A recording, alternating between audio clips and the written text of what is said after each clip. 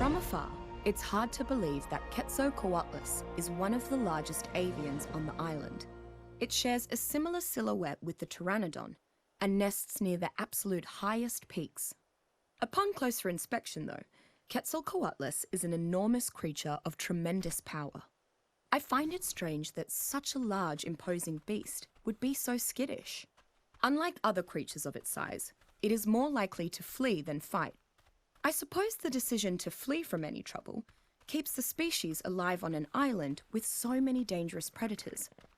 But then, how does it eat enough to sustain its massive size? Tamed Quetzalcoatlus have a very specific role on the island. Too slow to be an efficient local transport and too weak to be an effective warbird, the tribes I have encountered tend to employ it as a mass carrier. Quetzalcoatlus is primarily used by these masters of the skies to safely carry vast quantities of supplies, creatures, and human cargo from one base to another without tiring.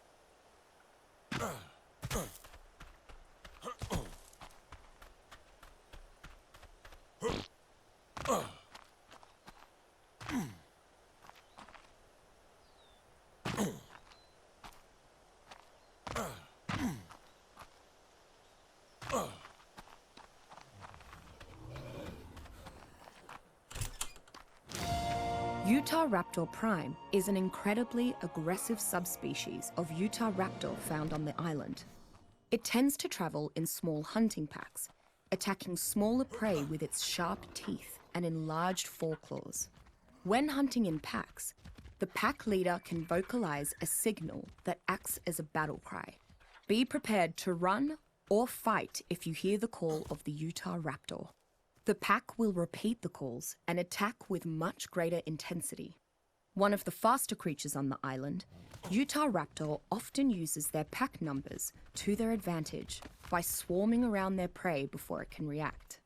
The large curved talon on the second toe of this subspecies seems particularly suited for dealing significant damage.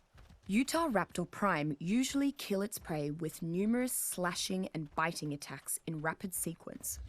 What the Utahraptor lacks in size, it makes up for in ingenuity. Rather than chase down smaller creatures, Utahraptor will pounce and pin its prey to the ground rather than chasing it around.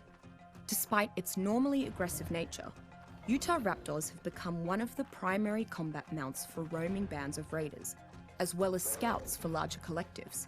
Those who ride Utahraptor claim they are difficult to tame, but then fiercely loyal. As a carnivore, once tamed, they require a steady stream of meat to sustain.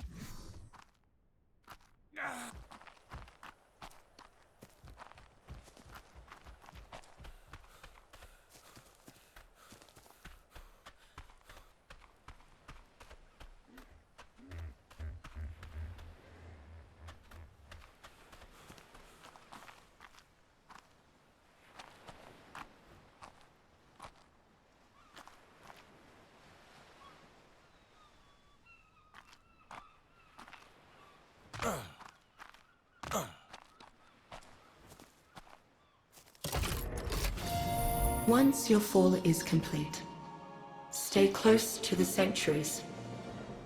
Within them, small pockets of life still flourish in an otherwise barren garden.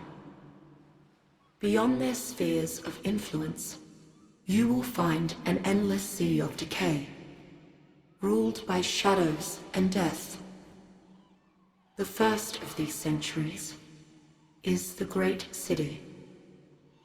Though it is no longer a metropolis, a jungle blooms in its place, and you may find a modicum of shelter within its crumbling walls.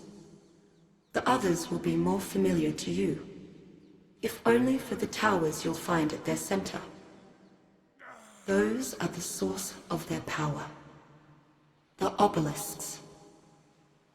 They are not quite the same as the ones you're familiar with, not quite as advanced, but that's to be expected. They're an older model, precursors, or more aptly, prototypes.